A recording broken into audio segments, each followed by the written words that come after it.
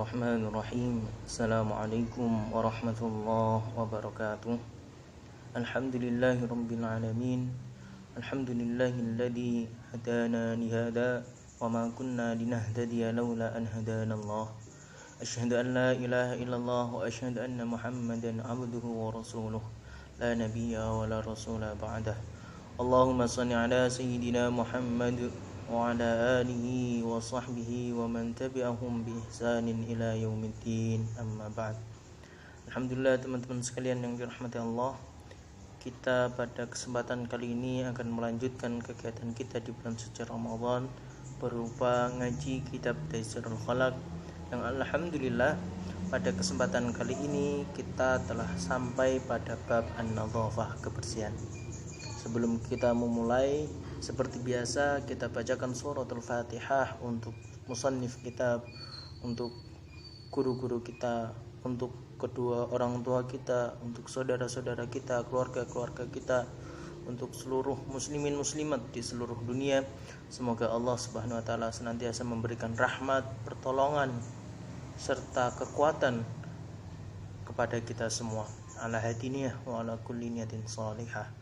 Al-Fatihah. A'udzu billahi minasyaitonir rajim. Bismillahirrahmanirrahim. Alhamdulillahirabbil alamin arrahmanir rahim maliki yaumiddin.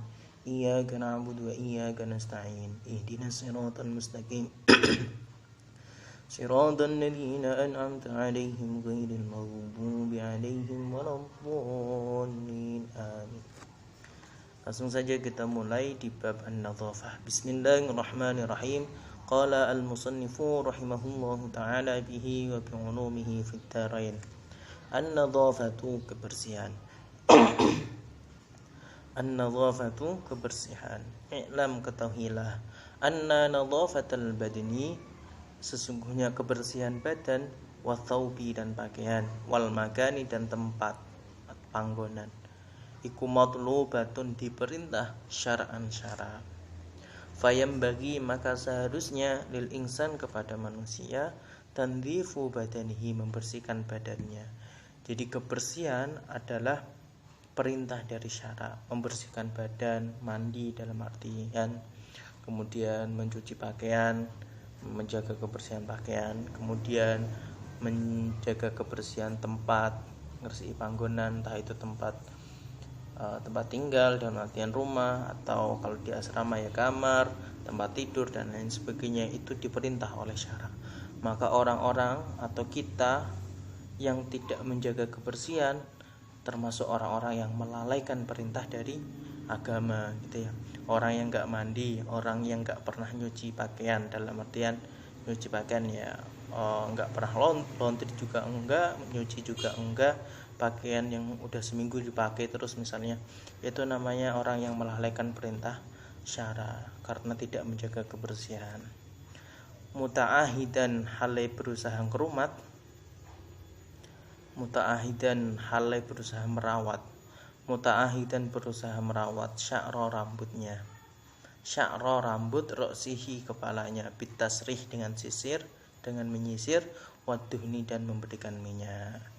Jadi rambut atau mustoko, kepala, itu kita bersihkan juga, kita rapikan pakai sisir, kemudian pakai minyak. Kalau di zaman sekarang ya pakai pomade dan lain sebagainya. Itu salah satu dari perintah syara, memberikan minyak. Wa udhunaihi, dan kuping loro, telinga, bil ghusli, dengan membasuh, wal masih, dengan mengusap. Jadi kalau wudu, meskipun telinga adalah sunnah, tapi tetap dibersihkan. Ya kalau misalnya pakai air, ya dibersihkan pakai air. Kalau misalnya punya cotton bud juga nggak apa-apa, ya meskipun, tapi jangan terlalu sering, karena cotton bud juga kalau dipakai terlalu sering juga jelek, gitu ya. Atau pakai yang itu kayak capit untuk ngeluarin kotoran telinga, itu juga boleh, salah satu cara untuk membersihkan. Dan itu kalau kita membersihkan berarti kita memenuhi atau menjalankan apa yang diperintah oleh syara. Wafahu, dan mulutnya bil madmadah dengan kumur-kumur, wasiwaki dan siwak. Jadi kalau kebersihan mulut gimana jaganya? Ya dengan kumur-kumur, dengan menggunakan siwak, atau kita sekarang ya setidaknya pakai sikat gigi, odol gitu ya. Kalau siwak disunahkan memang sebelum sholat, biasanya siwakan. Kalau sikat gigi kan paling mentok paling ya pas mandi aja, selain itu enggak. Kalau mau lebih bagus ya tiap mau sholat sikat gigi, itu sunnah, atau bersiwak sunnah. Wa anfahu dan hidungnya bil istinsyaki dengan istinsyak, wal istinthari dan istinsar. Istinsyak itu menghirup, menyerap air dengan hidung, kemudian menyemburkan lagi. Nah, menyemburkannya itu namanya istinsar. Nah, pertanyaannya adalah sekarang kita puasa gitu, di bulan suci Ramadan, masih zaman-zamannya puasa. Jadi gimana kumur-kumur, madmadah, siwak, istinsyak itu boleh apa enggak gitu. Nah, sebagian ulama itu membolehkan, dalam artian memang tidak ada yang berupa larangan yang bisa membatalkan, itu enggak ada. Yang mampu membatalkan itu enggak ada. Yang membatalkan adalah ketika pokoknya masuknya air di di hidung, lewat telinga atau lewat mulut, itu kalau masuk batal. Nah, sedangkan istinsyak, siwak, madmadah itu kalau enggak masuk berarti ya enggak batal. Nah, cuma ulama memberikan kehati-hatian. Salah satunya Syekh Nawawi Al-Bantani dalam sebuah kitabnya, beliau menyebutkan bahwasanya lebih baik madmadah, siwak, istinsyak itu dilakukan sebelum zawal. Qabla zawal berarti sebelum zuhur maksudnya. Nah, setelah zuhur itu makruh kalau setelah zuhur. Walaupun ya saya sekali lagi, walaupun sebenarnya tidak masalah gitu. Yang penting kehati-hatian. Kalau istinsyak, siwakan itu sunnah sebelum sholat, kumur-kumur juga sunnah ketika wudhu. Nah, ketika puasa itu agak dicukupkan saja, dalam artian nggak usah kuat-kuat. Kalau kumur-kumur dengan air yang sedikit. Jadi termasuk juga istinsyak, jangan terlalu menyerap banget gitu ya. Jadi menghirupnya jangan terlalu kuat-kuat. Nah, itu enggak masalah. Jadi tetap kehati-hatian itu tadi yang diambil. Jadi jangan sampai terlalu banyak istinsyaknya, kumur-kumurnya, siwaknya. Apalagi kalau sikat gigi pakai odol ada rasanya, itu lebih kudu berhati-hati lagi. Maka lebih baik ketika mau sikat gigi ya selesai sahur, sebelum mau imsak atau setelah imsak, sebelum sholat subuh atau pas subuhan nggak apa-apa. Habis itu jangan lagi sikat gigi sampai berbuka. Itu salah satu sikap kehati-hatian ketika puasa. Sekali lagi, walaupun tidak ada yang berpendapat bahwa itu bisa membatalkan, tapi kehati-hatian. Wa adhafirahu lan ing kukune man, wa adhafirahu dan kukunya, bighusli dengan membasuh mata tahu apa yang ada di bawahnya. Jadi kuku-kuku itu juga dibersihkan. Ada kalau kita bilang kotoran kuku. Nah, yang biasanya hitam-hitam itu ya dibersihkan, dipotong yang sudah panjang kukunya.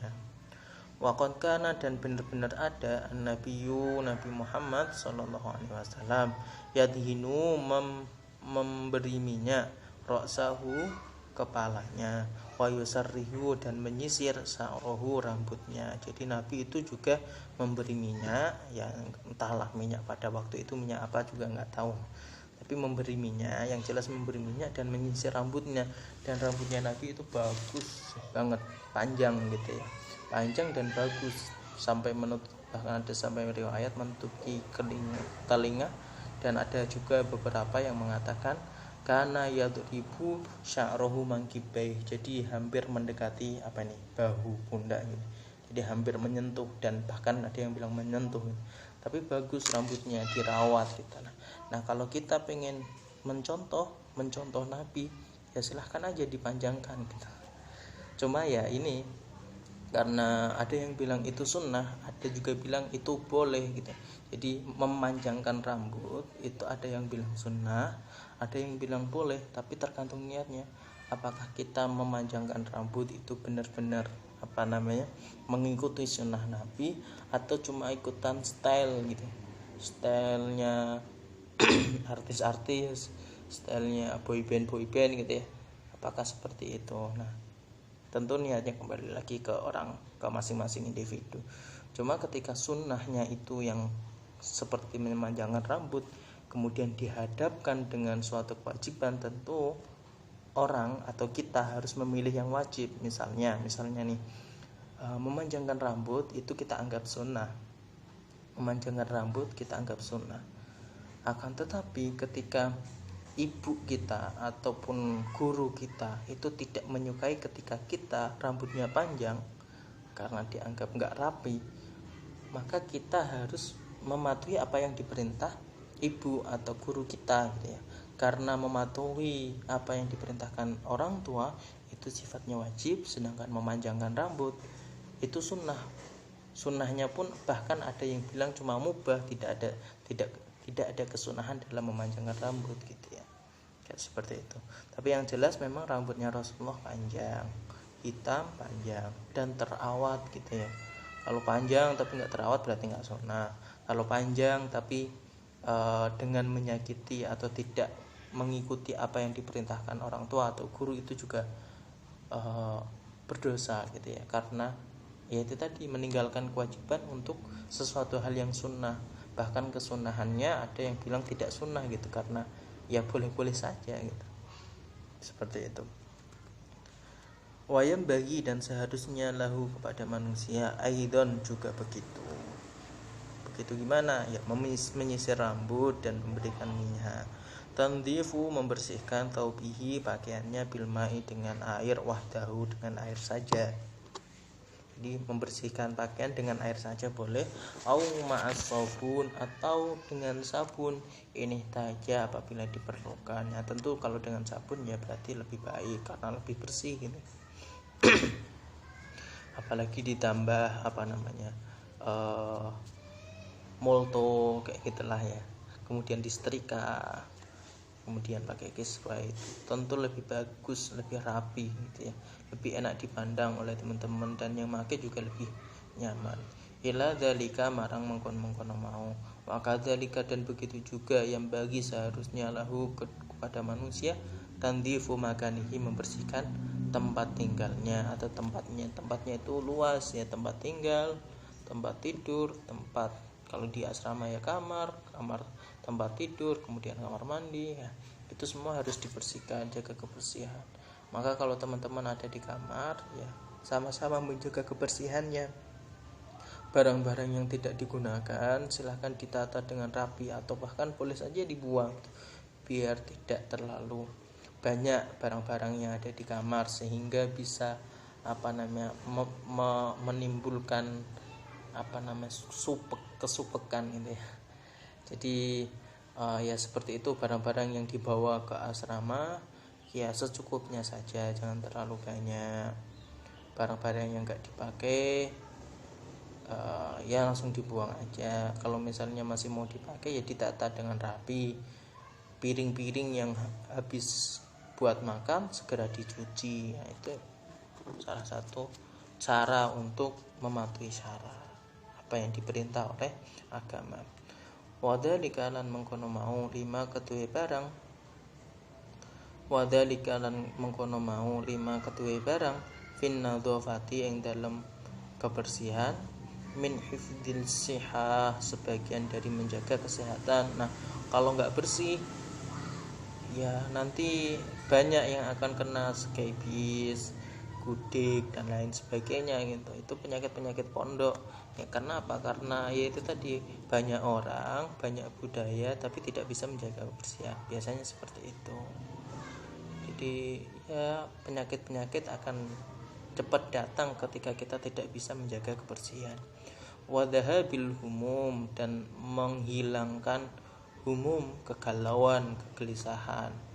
Wa iqbali surur dan mendatangkan kebahagiaan. Kalau bersih enak dipandang gitu ya, nggak ruwet istilahnya.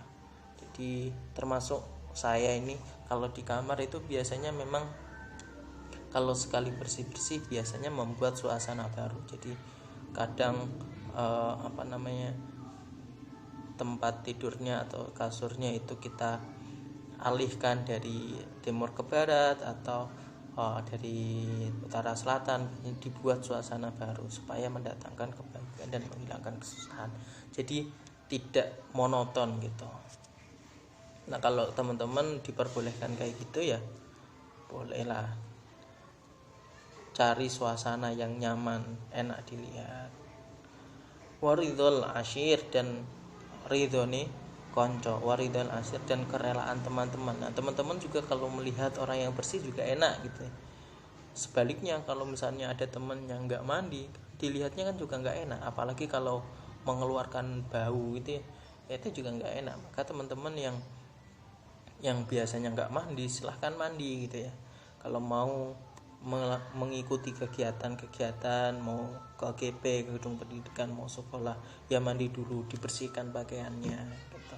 Supaya teman-teman ridho, bahagia juga melihatnya. Wa idharu nikmatillah, dan memunculkan atau menampakkan nikmat dari Allah Ta'ala.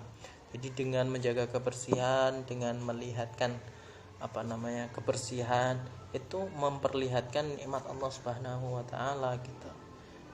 Wa qala azza wa jalla, sebagaimana firman Allah azza wa jalla, wa amma bi ni'mati rabbika fahdis, wa amma bi ni'mati rabbika, wa amma lan anupun bi ni'matika kelawan nikmate rabbik, bi ni'mati rabbika kelawan nikmate Tuhanmu, fahdis maka sebarkanlah. Jadi dengan menjaga kebersihan, mandi, kemudian menjaga pakaian, apalagi disetrika itu tadi pakai minyak, itu memunculkan, menampakkan bahwasanya kita diberikan nikmat oleh Allah Subhanahu wa taala, dan itu diperintah juga oleh agama sebagaimana surat Ad-Duha ayat 11 itu tadi. Kita diminta menyebarkan apa yang telah Allah Subhanahu wa taala berikan. Jadi kalau misalnya di kamar di lemari ada pakaian yang lebih bagus, ya dipakai aja, nggak apa-apa gitu. Yang penting niatnya bukan niat untuk sombong, untuk pamer, itu gak apa-apa, tapi niatnya untuk memperlihatkan, menampakkan bahwasanya Allah Subhanahu wa taala Maha Pemurah. Saya itu diberikan nikmat oleh Allah dan Maha Pemurah. Nah, itu enggak apa-apa. Itu diperintah. Fahadis, sebarkanlah. Omong-omongkanlah gitu. Omong-omongkanlah, ya itu tadi.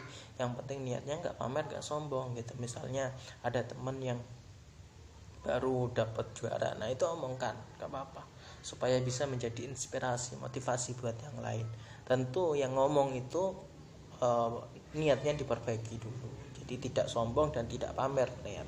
Tapi niatnya untuk menginspirasi, untuk memotivasi, untuk menyebarkan, membicarakan membicarakan nikmat-nikmat yang telah Allah Subhanahu wa taala berikan. Itu enggak apa-apa. Mungkin itu aja teman-teman sekalian yang dapat saya sampaikan berkaitan dengan an-nadhafah, kebersihan. Kalau misalnya ada salah-salah ucap, salah-salah kata, saya mohon maaf yang sebesar-besarnya. Kalau ada pertanyaan silakan disampaikan. Kita tutup dengan istighfar 3 kali dan doa kafaratul majelis. Astaghfirullahaladzim, astaghfirullahaladzim, astaghfirullahaladzim. Subhanakallahumma wa bihamdika asyhadu an la ilaha illa anta astaghfiruka wa atubu ilaik. Syukran katsiran ala ihtimamikum. Wassalamualaikum warahmatullahi wabarakatuh.